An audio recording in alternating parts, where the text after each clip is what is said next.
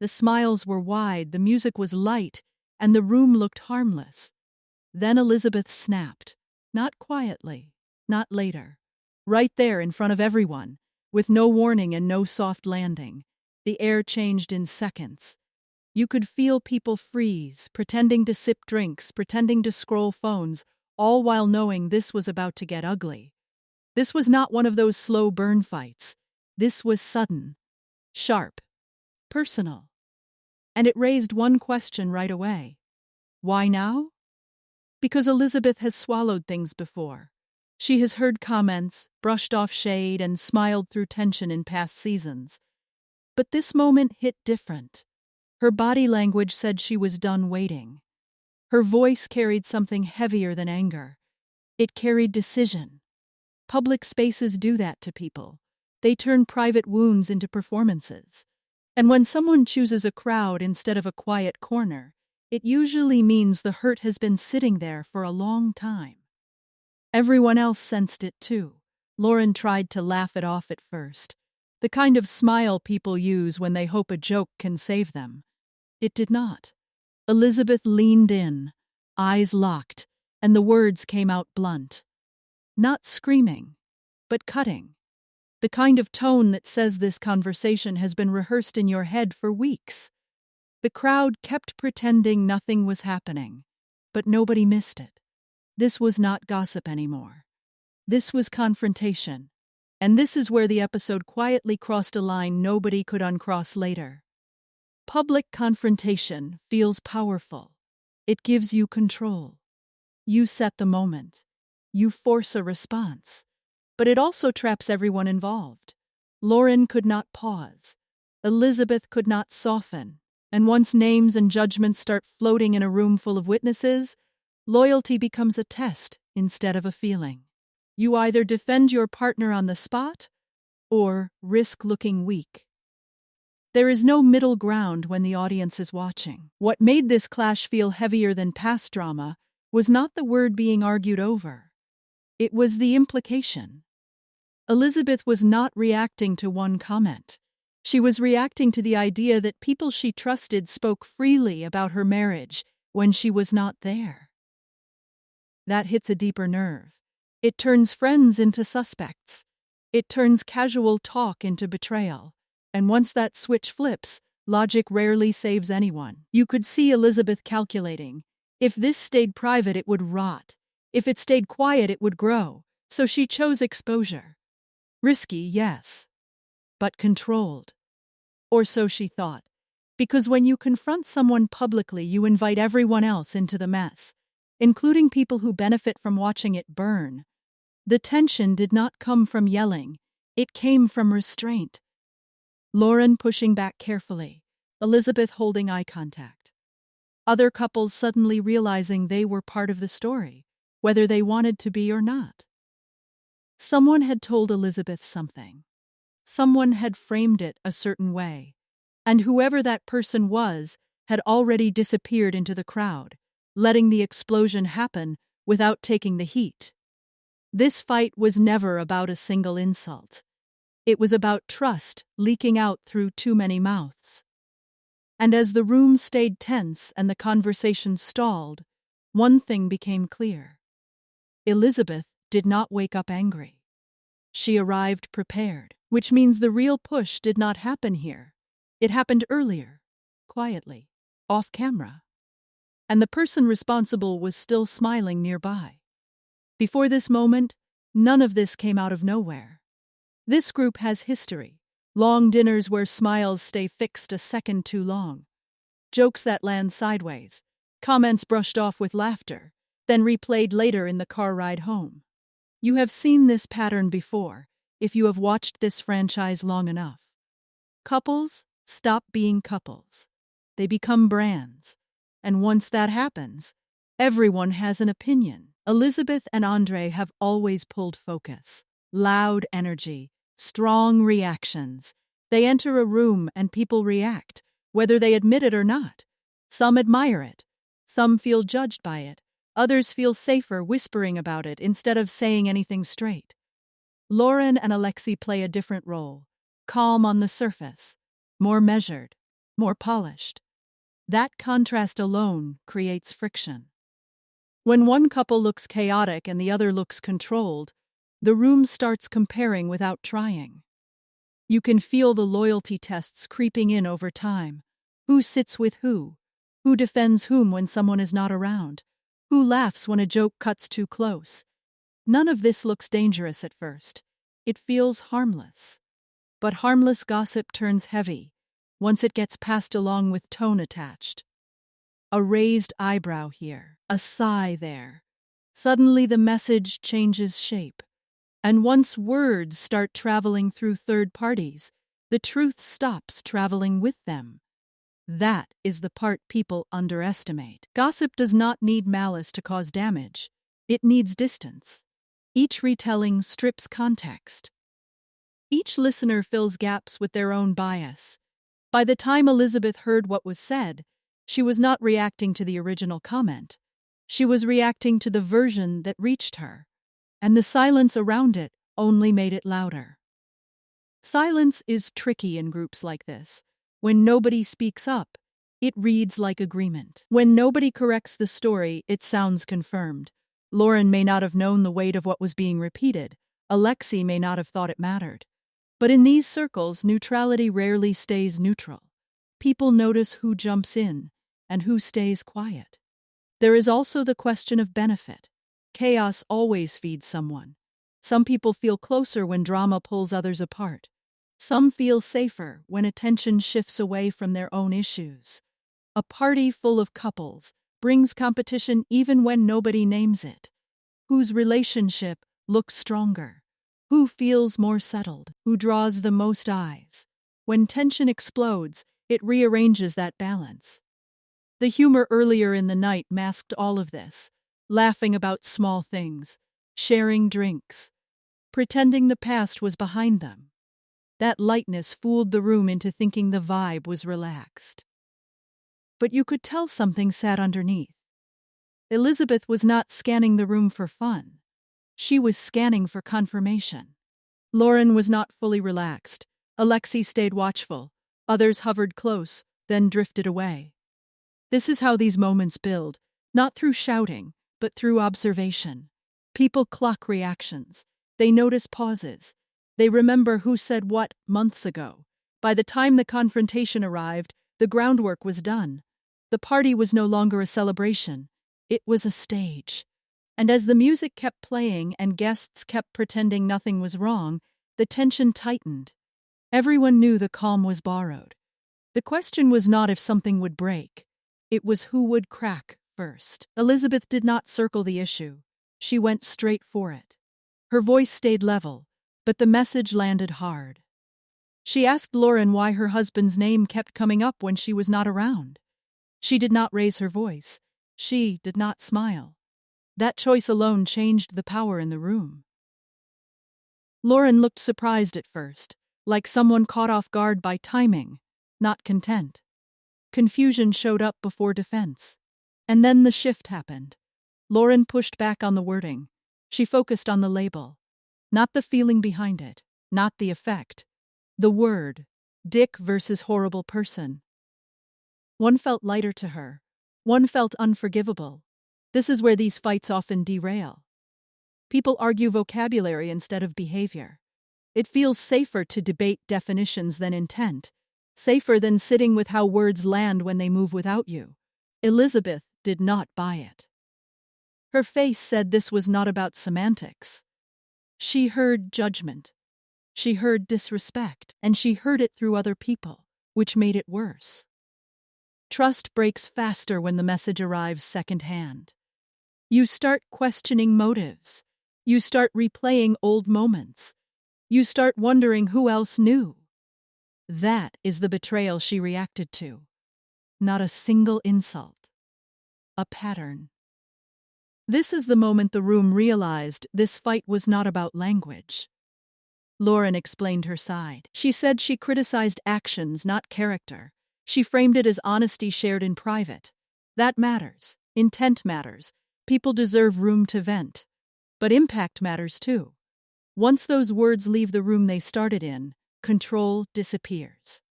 Elizabeth did not consent to being discussed like a case study. That is where hurt settles in. Neither woman was fully wrong, neither was fully right. Loren did not sound malicious. Elizabeth did not sound irrational. They spoke past each other because they were protecting different things. Loren protected her self-image. Elizabeth protected her marriage. Those goals rarely align during public tension. The crowd stayed quiet, which made everything louder. No one stepped in to soften the exchange. No one redirected. Silence became fuel. Elizabeth pressed on. She referenced what she was told. She wanted clarity. She wanted ownership. Loren wanted fairness. She wanted the record clean. Two valid wants colliding in the worst setting possible. Semantic fights feel small on the surface, but they hide larger avoidance. If the debate stays on words, nobody has to admit judgment. Nobody has to say, "Yes, I spoke freely about you." Nobody has to say, "That crossed a line." Accountability stays foggy. That fog kept this argument alive. Pay attention here, because this is where intent stopped mattering and impact took over. Elizabeth's hurt sharpened when she sensed minimization. Loren's frustration grew when she felt cornered. Defensive posture replaced curiosity. The tone cooled, but the edge stayed. This was no longer a misunderstanding. It was a standoff. The question hanging over everything stayed unanswered. Did Loren mean harm? Probably not. Did the harm still land? Yes. Did Elizabeth feel blindsided? Absolutely. When those truths sit together, resolution gets messy. The energy spread outward. Partners noticed. Friends stiffened. Eyes darted. You could sense the next wave forming. This talk would not stay between two people. Once names come up in public, reactions follow. And as the conversation paused, not resolved but stalled, everyone braced for what came next. Elizabeth did not sit with it. She walked straight back to Andre. You could see it in her posture. This was not venting. This was reporting. Her words came out fast, clipped, loaded with emotion she had been holding in. Andre's face changed as he listened. His jaw tightened. His eyes narrowed. He did not need details. He heard enough to feel challenged. Public respect matters to him. Hearing his name discussed without him present hit a nerve. Across the room, the same thing happened on the other side. Loren found Alexei. Her tone stayed calmer, but the tension showed. She looked annoyed, maybe hurt, maybe both. Alexei listened closely. His reaction stayed controlled, but his body stiffened. He does not enjoy conflict, yet loyalty pulls hard. When partners hear their name tied to judgment, instinct kicks in. This is where private discomfort turns into public battle. Once partners enter the frame, the tone shifts. What began as a conversation between two women starts carrying weight. It stops being personal and starts feeling territorial. Andre did not rush in swinging. He approached with restraint. But the frustration sat close to the surface. Alexei stayed measured yet firm. Each man stood in defense mode, not debate mode. Couple loyalty works like armor. You protect first. You process later. Facts blur in those moments. Nuance fades. Andre focused on disrespect. Alexei focused on accuracy. Both felt cornered in different ways. Neither wanted escalation, but both prepared for it. This dynamic shows up often. When men step into women's conflicts, the temperature spikes without anyone raising their voice. The group felt smaller now. Conversations nearby stalled. People hovered at a distance, pretending interest elsewhere while listening anyway. This was no longer background tension. It was the center of the room. Elizabeth stood close to Andre. Loren stayed close to Alexei. Lines formed without announcement. Notice how fast this stopped being about words and started being about pride. Andre asked direct questions. He wanted to know what was said and why. Alexei responded plainly. He owned his tone without inflating it. That honesty mattered. It lowered the volume while raising the stakes. Elizabeth watched closely. Loren watched even closer. Both looked for validation from their partner's reaction. Escalation did not come from shouting. It came from certainty. Andre felt judged. Alexei felt misrepresented. Neither backed down. This is how public fallouts harden. When people feel watched, compromise feels like weakness, and nobody wants to look weak on camera. The men stepping in shifted blame paths. Elizabeth no longer faced Loren alone. Loren no longer stood alone either. Responsibility scattered across the group. Who repeated what? Who stayed silent? Who exaggerated? Each answer pulled another person into the mess. And here is the part people miss. Once partners defend, walking anything back feels impossible. The question of avoidability hovered over everything. If this stayed private, tension may have cooled. If words stayed contained, impact might have softened. But once spoken out loud, in front of witnesses, there was no rewind. As the conversation stretched, something darker threatened to surface. The tone edged closer to accusation. Not playful, not light. Personal lines sat inches away from being crossed. Faces tightened. Voices stayed low. The air grew heavy. Nobody said it yet, but everyone sensed it. This argument was drifting toward territory no one could clean up easily. And once those kinds of claims surface, relationships do not bounce back. They fracture. The episode eases up for a moment and shifts rooms, not energy. Cara and Guillermo show up wrapped in smiles, the kind that feel practiced but sincere enough to pass. There is warmth here. Small jokes, easy touches. A couple trying to remember why they liked each other before the tension moved in. The pace slows. You breathe again. They match outfits. They laugh about nothing. Guillermo looks at Cara like he wants to believe this weekend fixes things. Cara leans into the moment, playful, affectionate, almost relieved. This is what repair looks like when people want peace more than answers. Romance works best when the problem stays unnamed. For a bit, it works. The banter lands. The flirting feels natural. You can see why these two found each other. Chemistry does not vanish overnight. It lingers. It reminds you why breakups hurt. But even in the lightness, something stays unsaid. Cara's smiles come fast and fade quicker. Guillermo listens closely, like he waits for the other shoe. Hold on to this feeling, because the calm never lasts long when questions stay buried. They talk around the issue instead of through it. Accusations sit nearby, unspoken, but heavy. Cara grows emotional when trust comes up, which tells you the wound stays open. Guillermo wants reassurance without pushing. He wants closeness without confrontation. That balance rarely holds. Romantic weekends offer distance, not clarity. New settings distract. Nice views soften tone. Physical closeness gives the illusion of progress. But distance also lets doubts echo louder at night. When laughter fades, silence takes over. That silence carries everything avoided earlier. Guillermo hopes intimacy resets the connection. Cara wants to feel chosen again. Those goals align for a night, not for a future. The timing feels off because nothing has been resolved. They are borrowing joy against emotional debt. The audience feels it too. Viewers sense patterns. When affection returns without accountability, endings feel closer, not farther. It creates suspense instead of comfort. You watch the sweetness while waiting for the tension to resurface. Kara's vulnerability shows when she cries unexpectedly. Emotion spills out when she least expects it. That kind of reaction does not come from nowhere. It comes from holding too much in. Guillermo responds gently, which matters, but gentleness does not replace answers. They flirt. They joke. They hint at physical reconnection. It feels hopeful and fragile at the same time.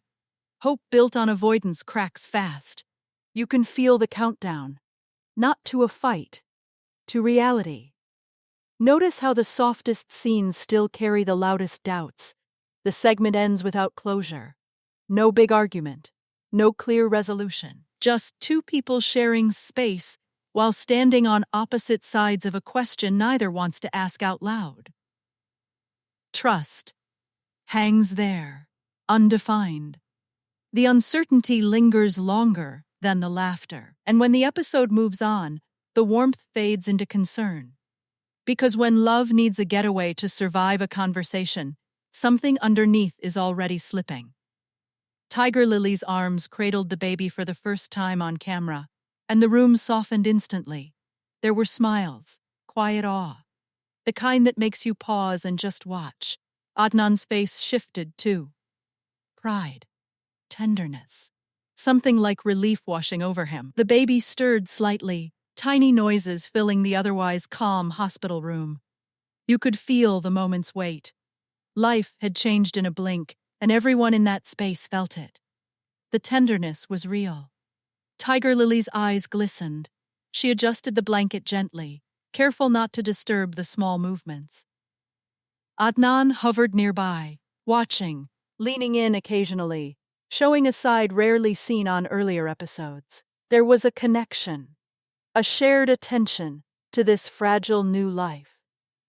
Viewers could breathe along with them for a moment. It was soft, intimate, and almost healing. But even in these quiet moments, unease lingered. Past patterns are hard to ignore. Small behaviors that once caused tension had not disappeared, only been muted for the camera. Adnan's reactions, though caring, were punctuated with subtle reminders of control. The way he positioned the baby, how he directed movements, how his pride sometimes edged into expectation. It did not negate tenderness, but it added a layer that kept the scene from being purely peaceful. Even happiness carries shadows when old habits are present. Tigerlily's focus on nurturing the baby showed strength and adaptability. She handled feedings, burping, and changes with attention and a growing confidence. Yet her eyes occasionally flicked toward Adnan, seeking permission, approval, reassurance. That dynamic was quiet, but noticeable. A new child can shift balance, but it does not automatically fix relational tension. Responsibilities amplify patterns, rather than erase them. Adnan prayed quietly into the baby's ear, a ritual rooted in faith. He smiled afterward, seemingly satisfied. But Tigerlily's gaze suggested she was thinking beyond the moment. Gratitude, yes, but also uncertainty. Life had changed, yes, but the underlying questions about partnership, equity, and mutual respect had not disappeared. Hope and fear coexisted in that small room, in each gentle action and glance.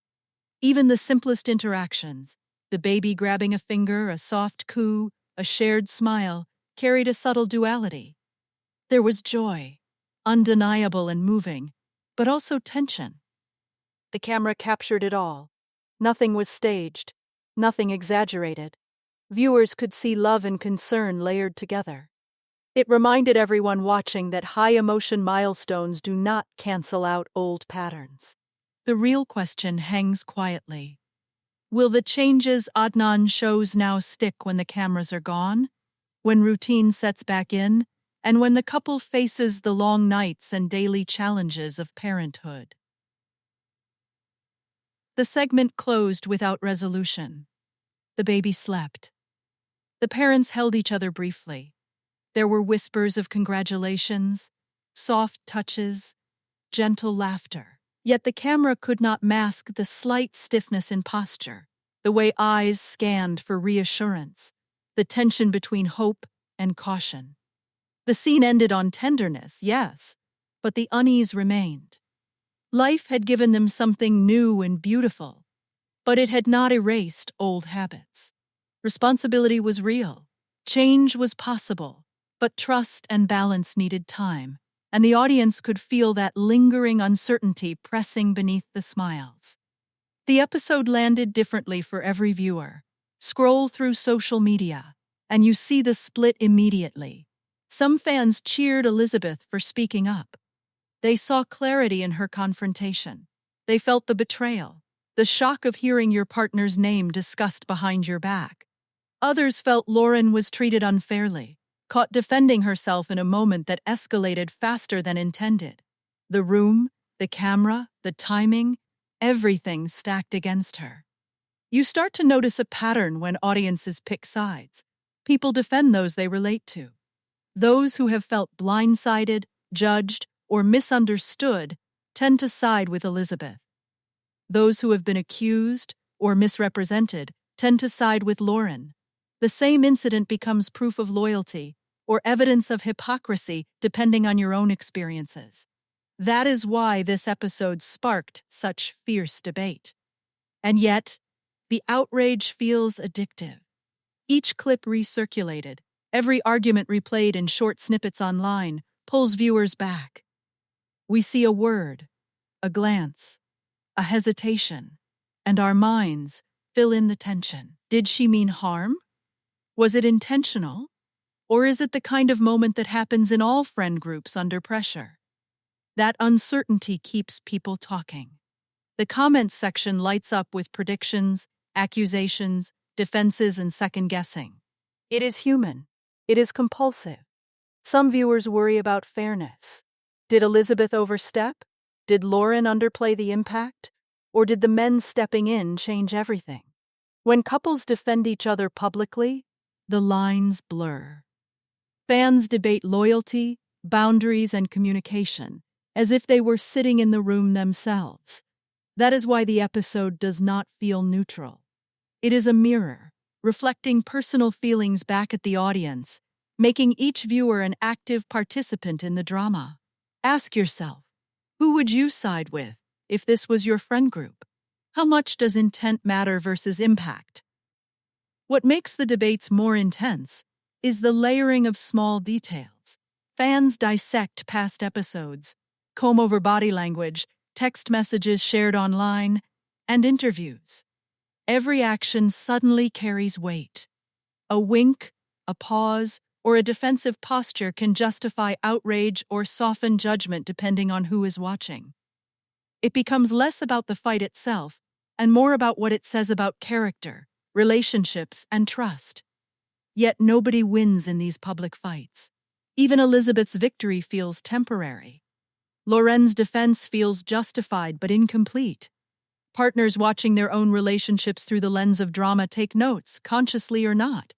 People learn what fuels anger, what causes hesitation, and what triggers loyalty. And the show thrives on that.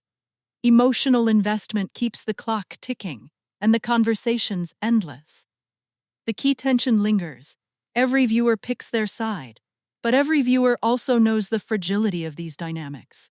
Social media amplifies it, but it cannot resolve it. The arguments will ripple into the next episodes, reactions will continue online, and those who feel betrayed or misunderstood will keep circling back to see if consequences land. By the end, it is clear why the audience is divided. It is not simply Elizabeth versus Loren. It is history, loyalty, perception, and context colliding in a single room. The viewers are part of that collision, judging, empathizing, and projecting. And the anticipation builds naturally. What happens when the fallout reaches beyond these walls? Who will still stand? Who will feel exposed? That tension promises a next chapter that is impossible to ignore. This episode proved, once again, that 90 Day Fiance is less about love and more about exposure. Words, gestures, and glances carry weight far beyond intent. Elizabeth's confrontation, the men stepping in, and the whispers of judgment reminded everyone that privacy is fragile when performance is constant. Ego and loyalty clash under cameras, and even small moments can ignite fireworks. The questions from the start never fully disappeared. Why did Elizabeth choose that exact moment? Who quietly pushed this tension into public view? Why does a single word spiral into full-blown conflict? Watching the episode unfold, the answers become less about blame and more about dynamics under pressure. People act differently when observed. Every glance or comment is amplified.